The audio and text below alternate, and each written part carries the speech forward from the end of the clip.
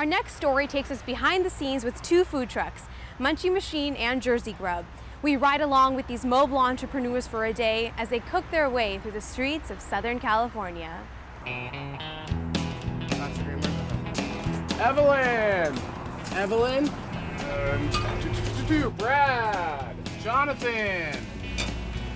Here's your Greenberg, Parmesan pesto fries, forks, napkins, ketchup, all right down there for you, man. Thank you. We have lots of repeat customers. If we don't know them by name, we recognize them. I'm like, oh, it's good to see you. It's what? Last time we saw you was what, 2 weeks ago at Long Beach? Yeah, whatever it is, you know. You show up at a place long enough, and eventually people are going to be like, when's he going to be here? So you want to create the want for what I'm selling, and right now, just being out for the past 3 weeks, we're trying to create that want. Could I add pesto on that? Order up. Thank you. As you can see, they marked off the Greenberg with sourdough bread. Sorry? I opened at a good time when there was maybe 50 or 60 trucks. Now there's over 200 something trucks. You show up sometimes to places for lunch, there's 8 other trucks. I try to just be around the popular spots, and since I'm a new truck, and I pretty much just see where other people are going and say, oh, you know what, maybe I'll go there. They won't find me at the same place more than once in a week because it just makes no sense. Once every 2 weeks is usually like standard with most lunch places. So when you do come back, you have a good 50, 60 people. Grilled cheese and jalapeno aioli fries, is that you? The aioli is in the little vest. There you go. Be careful. No problem. If you need ketchup, we're making money. We're not making a ton of money, and that's I think a big myth in this business. Everybody wants to jump in thinking it's the hot thing and fun thing to do. We're not making much money, and we work a lot.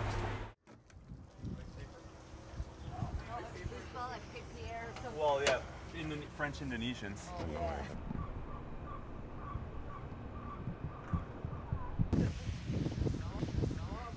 It's more physical labor at the commissary more than anything else, and it's not necessarily fun and clean. Tuesday through Friday we do lunch. 2 days usually we'll do dinner during the week as well. So I'm just gonna stock up on drinks, and then I gotta go get some ice. There are, on this side as well as the other side of our commissary, things like this with ice. There's a running joke around the commissary that this is everybody's workout every day.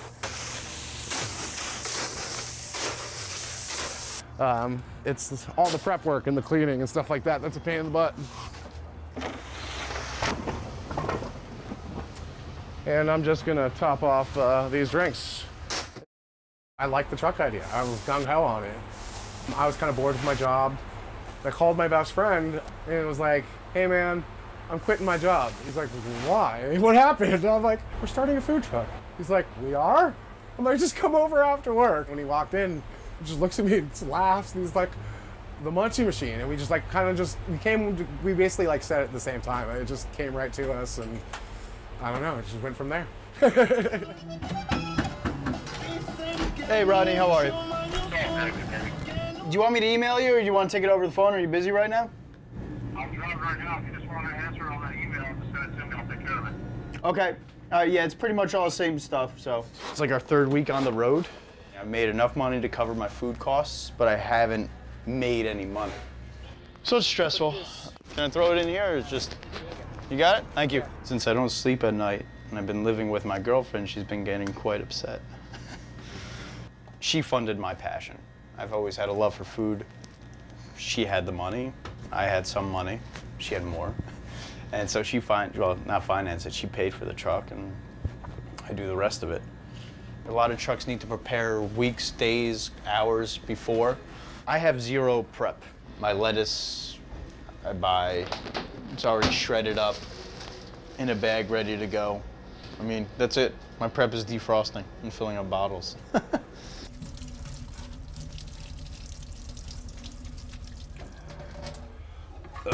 I gotta put the potatoes down here.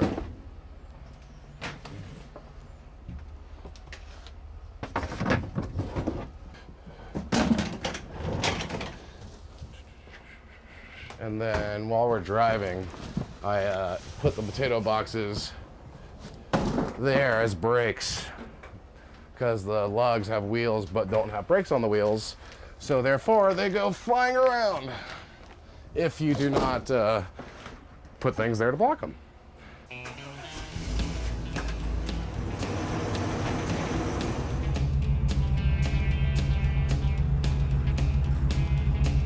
It's a food truck, it's not a race car. You use your blinkers, but nobody cares. So I cut some people, I mean, you gotta cut people off from time to time, and you know, you see like exit 5 coming up, and you're like, I gotta get over. It's pretty much pointless going out in the rain. It's really just a waste of time. But like days like today where it's not raining yet, it's worth it to try and go out, because you still will do some business.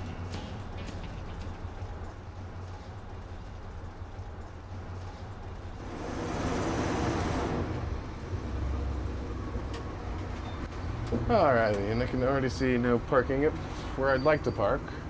And they have, oh, wonderful. There is no parking anywhere, it looks like. But we'll figure it out.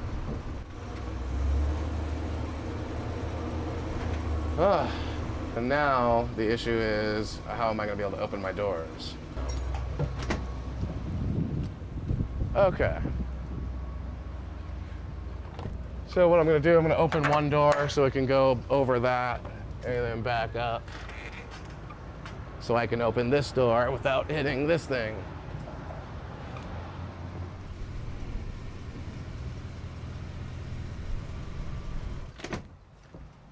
Double check that I can do what I need to do.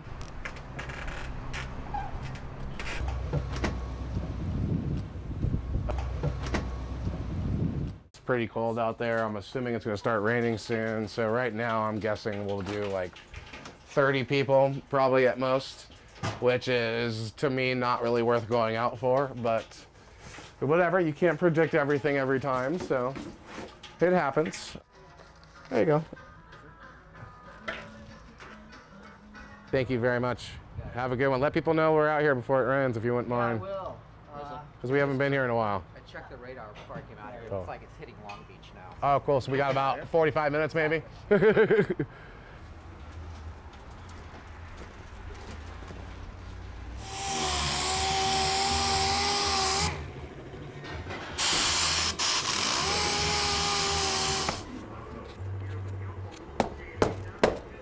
We do ice cream trucks, taco trailers, and different types of trucks depending on the customer.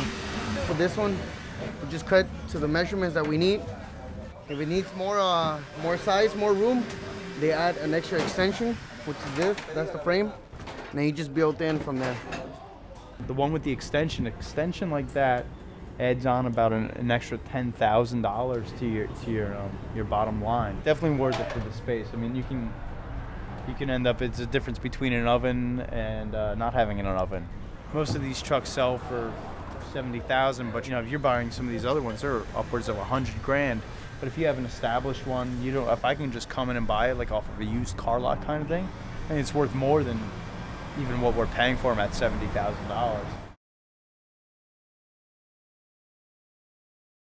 Tonight we are in Pomona. We are here for MASH, Music Arts Something Harvest, and it's in Pomona for their Pomona Art Walk, which they're doing now bi-monthly.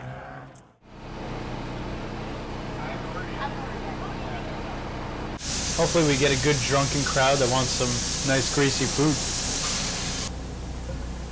Immature crowd, drunk people coming out of the bar trying to make faces in the window. I think I saw you guys the same position. Thank you very much. We do a lot of bar stuff, and finally getting that presence where people are like, hey, are you going to come to the bar tonight, or when am I going to see you on Hollywood Boulevard? Or... Have a good night. Today's a bigger day because it's like our third week on the road. Finally getting a schedule down that I know where I'm going to be and who I'm serving. And just getting the flow of things finally.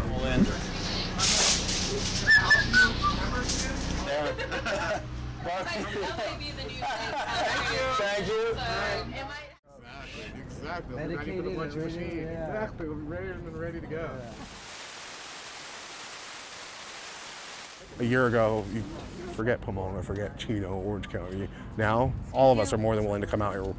It's getting tough, so we got to go further away. There you go, caramel s'more.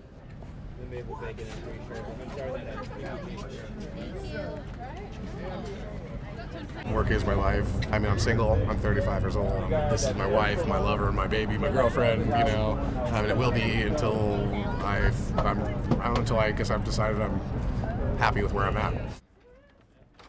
It's a little bit earlier than 9:30 probably, so we're gonna start wrapping up because it's slow. We are working tomorrow. We're only working. We're doing like a 2 to 6 or 7 shift, so I actually will get some sleep tonight. There we go. Pack it all up and do it again the next day.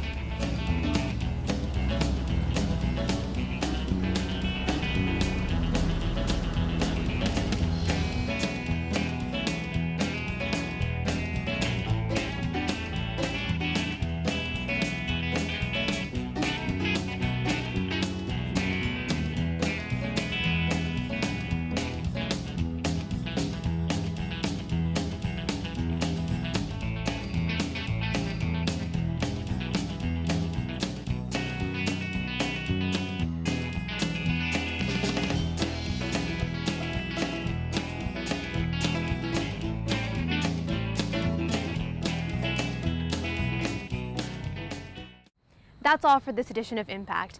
You can check out all of our episodes at uscimpact.org. Now let's take a look at some of our upcoming stories.